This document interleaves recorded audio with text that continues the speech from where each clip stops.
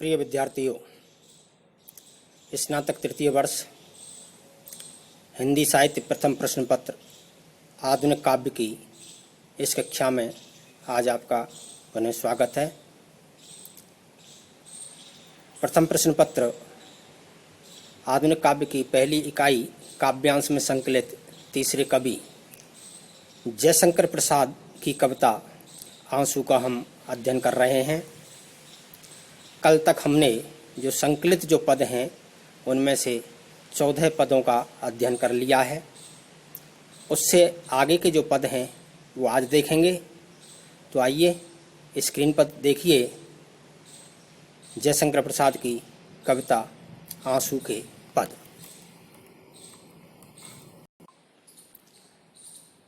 कल हमने इस नीचे वाले छंद तक का अध्ययन किया, जिसमें प्रसाद ये कह रहे थे कि मेरे जो प्रियतमा की जो संयोग के जो पल थे वो बड़े ही मादक थे, मन को मोहने वाले थे, उनकी क्रीड़ाएं मन बहलाने वाली थीं।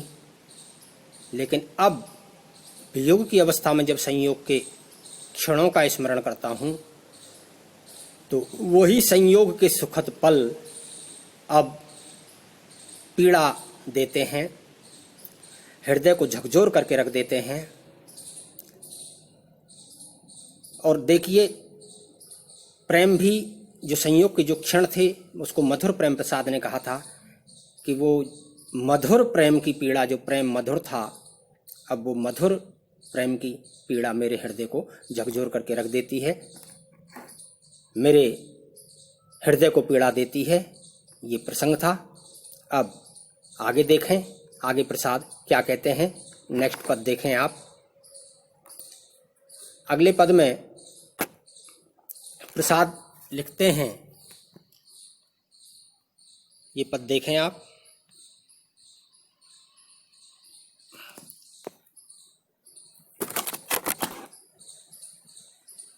सुख आहत शांति उमंगे बेगार सांस ढोने में, यह हृदय समाधि बना है रोती करुणा कोने में। देखिए क्या लिखते हैं प्रसाद। सुख आहत शांत उमंगे। यहां प्रसाद ने बड़ा ही गंभीर चित्रण किया है वेदना का। विरह की वेदना में प्रसाद का जो सुख था संयोग के क्षणों का, आज वो विरह के क्षणों में सुख क्या हो रहा है? आहत। आहत कहते हैं दुखी, पीड़ित, परेशान। संयोग के क्षणों का जो दुख था, अब वियोग के क्षणों में सुख भी आहत हो रहा है। और शांत उमंगे, संयोग के क्षणों में जो प्रसन्नता की सुखद लहरें उठ रही थीं, उमंग कहते हैं लहर को। संयोग के क्षणों में खुशी की, प्रसन्नता की जो लहरें उठ रही थीं, वो सुखद लहरें भी अब क्या हो गई हैं? शांत हो गई हैं। शांत होने का मतलब, शांत होने का जो भाव क्या है? खत्म हो जाना, धीमी पड़ जाना। अब वो उमंग हृदय में नहीं है। और बेगार सांस ढोने में, अब तो जो ये सांसें चल रही हैं, विरह की अवस्था में जो जीवन चल रहा है, इस जीवन को चलाने के लिए जो सांसें आ रही हैं उनको भी प्रसाद ने ढोना लिखा है। सांस ले नहीं रहे हैं, सांस आ जा नहीं रही हैं, सांस ढोई जा रही हैं। अब देखिए यहाँ पर प्रसाद ने कितना गंभीर चित्रण किया है अपनी वेदना का। बेगार यानी व्यर्थ, किसी काम की नहीं है। यानी जो सांसें भी चल रही हैं वो भी अब किसी काम की नहीं है, सांसों को सिर्फ ढोया जा रहा है। बेगार सांस ढोने में, अर्थात भाव क्या है? प्रसाद ये कहते हैं कि वियोग की अवस्था में अब जीवन निरर्थक हो चुका है, जीवन की सार्थकता खत्म हो गई है, जीवन शून्य हो गया है। यदि जिंदा हूं वो भी व्यर्थ है, बेकार है, निरर्थक है। जीवन की सार्थकता तो प्रसाद को संयोग के क्षणों में लगी थी कि जीवन जीने का कुछ उद्देश्य है, कुछ ध्येय है, कुछ आनंद है। लेकिन आज विरह की अवस्था में सुख आहत हो रहा है, पीड़ित हो रहा है, दुखी हो रहा है। हृदय में जो प्रसन्नता की, खुशी की जो लहरें थी वो शांत हो चुकी हैं और सांस भी, प्रसाद कह रहे हैं, ढोई जा रही हैं। सांसों को ढोना अर्थात मजबूरी में सिर्फ जिंदा रहने के लिए, जीवित अपने आप को दिखाने के लिए सांसें ले रहे हैं प्रसाद, बाकी जीवन का कोई अर्थ नहीं है। बड़ा गंभीर चित्रण है विरह की वेदना का। यह हृदय समाधि बना है, रोती करुणा कोने में। और देखिए, वेदना में प्रसाद का हृदय समाधि बन गया है। आपने देखा होगा समाधि क्या होता है, जब किसी व्यक्ति को दफनाया जाता है या देवता वगैरह की किसी की कोई चबूतरा बना दिया जाता है, जहाँ चेतना नहीं होती है, हम सिर्फ मत्था टेक लेते हैं उस समाधि पर जाकर के। प्रसाद का यहाँ जो प्रेमी हृदय है, प्रसाद का जो करुणा कलित हृदय है, वो हृदय जिसमें कभी लहरें उमंगें उठा करती थीं, आज सब खत्म हो चुका है और हृदय समाधि बन चुका है। चेतना शून्य हो गया हृदय। समाधि चेतना शून्य होती है, हृदय को समाधि बना दिया प्रसाद ने। क्या लिखते हैं कि मेरा हृदय अब क्या हो गया है, मोटे से शब्दों में कहें तो पत्थर हो गया है, जहां जिस पर किसी का कुछ असर नहीं हो। तो प्रसाद लिखते हैं ये हृदय समाधि बना है, रोती करुणा कोने में। और प्रसाद के हृदय में जहाँ कभी करुणा भरी होती थी ना, वो करुणा भी अब खड़ी होकर के किसी कोने में सिसक रही है, रो रही है। करुणा एक तरफ खड़ी हो गई है, कोने में खड़ी खड़ी सिसक रही है, रो रही है करुणा। प्रसाद की विरह वेदना बहुत ही गंभीर है। अब भाव के बाद यदि हम इसमें अलंकारों का संधारण करें तो देखें, यह सुख को आहत बताया है। व्यक्ति आहत हो सकता है, विरह की वेदना से युक्त व्यक्ति आहत हो सकता है, उसका हृदय आहत हो सकता है, लेकिन सुख तो एक भाव है, वो आहत नहीं हो सकता। सुख को मानवीय क्रियाओं से युक्त बताया है, तो कौन सा अलंकार होगा? मानवीकरण अलंकार। शांत उमंगे, उमंग भी भाव है। हृदय में जो प्रसन्नता की जो लहर उठती हैं उसको शांत बताया है, वो भी भाव है। शांत उमंगे, उमंगे शांत हो रही हैं, उमंगे तो भाव है। यहाँ मानवीकरण अलंकार है। बेगार सांस ढोने में, सांसों का चलना जीवन के लिए अति आवश्यक है। सांस का आना जाना जीवन के लिए जरूरी है, लेकिन यहाँ प्रसाद लिखते हैं कि ये सांसें भी अब ली नहीं जा रही हैं, जीना मुश्किल है। बेगार यानी व्यर्थ हो गए ये सांसें जो चल रही हैं, सांसें चल नहीं रही हैं। प्रसाद सांसों को ढो रहे हैं, और वो भी व्यर्थ में।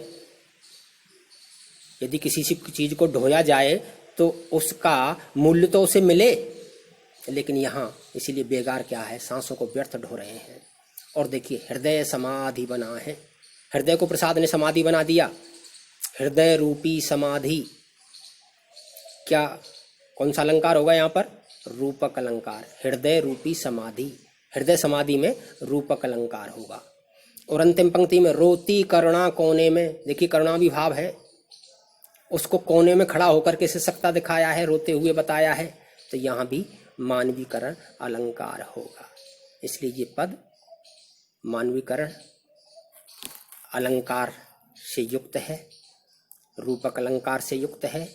यदि हम भाषा की बात करें तो यहाँ शांत है, हृदय है, करुणा है, ये तत्सम शब्दावली है। इसलिए आप भाषा के स्तर पे आप लिख सकते हैं कि तत्सम शब्दावली से युक्त भाषा है इस पद की। और विशेष में ये भी लिख सकते हैं कि प्रसाद ने अपनी विरह वेदना का बड़ा ही गंभीर चित्रण किया है। ये पद, आगे दूसरा पद देखें। दूसरे पद में प्रसाद क्या लिखते हैं, देखिए ये पद है, चातक की चकित पुकार श्यामा ध्वन सरल रसीली। देखिए क्या लिख रहे हैं, चातक की चकित पुकार श्यामा ध्वन सरल रसीली, मेरी करुणाद्र कथा की टुकड़ी आंसू से गीली। देखिए वही गंभीर वेदना का चित्रण है। प्रसाद लिखते हैं इस पद में कि जैसे मैं अपनी प्रेयसी को पुकार रहा हूं। ब्रही हृदय जब प्रेयसी को पुकारता है, प्रसाद कहते हैं कि चातक पक्षी भी अपनी प्रेयसी के लिए पुकार करता है। चातक जो पक्षी होता है वो भी अपनी प्रेयसी को पुकारता है, लेकिन जो चातक जो पुकारता है, एक शब्द आया है चकित, चातक जो पुकारता है उसकी पुकार चकित कर देने वाली होती है, आश्चर्यजनक होती है जब चातक अपनी प्रेयसी को पुकारता है। चातक की चकित पुकार श्यामा ध्वन सरल रसीली। चातक की जो पुकार है, चातक जब प्रेमी को पुकारता है तो वो आश्चर्यजनक रूप से पुकारता है, उसकी पुकार आश्चर्यजनक होती है। और श्यामा ध्वन सरल रसीली, श्यामा काली, काली कौन, कोयल। श्यामा ध्वनि सरल रसीली, कोयल भी जब अपने प्रेमी को पुकारती है तो उसकी जो ध्वनि, बोली, आवाज कैसी होती है, सरल होती है और रसीली होती है, रस से युक्त होती है। आप देखें प्रसाद क्या लिखते हैं कि वेदना में सब अपने अपने प्रेमी को पुकारते हैं, वेदना में सब अपने अपने प्रेमी को पुकारते हैं, लेकिन उनकी पुकार में और मेरी पुकार में अंतर है।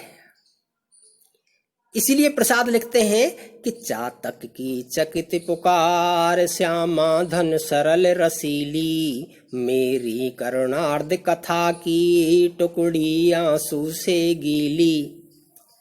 चातक जब प्रेमी को पुकारता है तो वो उसकी पुकार आश्चर्यजनक होती है, और कोयल जब अपने प्रेमी को पुकारती है तो उसकी बोली में रस होता है, सरलता होती है, लेकिन इन दोनों से भिन्न मेरी पीड़ा है, मेरी वेदना है, क्योंकि मेरी करुणार्ध कथा की, करुणा से युक्त, करुणा से भीगी हुई जो मेरी जो कथा है, विरह की जो वेदना की जो कथा है, उसकी टुकड़ी तो आंसू से गीली हो रही है। यानी मेरी करुणार्थ कथा जो है टुकड़े टुकड़े हो गई है, छिन्न भिन्न हो गई है, और उसकी जो टुकड़ी टुकड़े टुकड़े जो हैं आंसू से भीग रहे हैं। अर्थात प्रसाद कहने का भाव क्या है, ये पुकारते हैं, चातक पुकारता है तो आश्चर्यजनक रूप से पुकारता है, और जब कोयल पुकारती है तो रस युक्त वाणी में पुकारती है अपने प्रेमी को, लेकिन जो मेरी जो पुकार है, मेरी पुकार की जो कहानी है, वो तो मेरे आंसुओं से गीली है, क्योंकि प्रसाद के विरह में आंखों से आंसू बहते रहते हैं। बहुत ही गंभीर पीड़ा है प्रसाद की, प्रसाद कहते हैं। अब देखिए ये इसका भाव हो गया। अब इसमें अलंकारों का संधारण देख ले। चातक की चकित पुकार। अब देखिए चाचा शब्द के दो बार चातक में चा और चकित में चा दो बार आया है, अनुप्रास अलंकार आप लिख सकते हैं। और करुणार्थ कथा में कावर्ण की दो बार आवृत्ति है, इसमें आप अनुप्रास अलंकार लिख सकते हैं। और आप ये लिख सकते हैं कि प्रसाद ने अपनी विरह वेदना को चातक और कोयल की विरह वेदना से अलग बताया है, ज्यादा बताया है, गंभीर बताया है। क्योंकि जो चातक पक्षी होता है अपने प्रेमी के लिए जब बोलता है वो आश्चर्यजनक होती है, कोयल जब बोलती है तो बड़ी रसयुक्त वाणी में बोलती है, लेकिन इस प्रेमी हृदय की तो करुण कथा अलग ही है।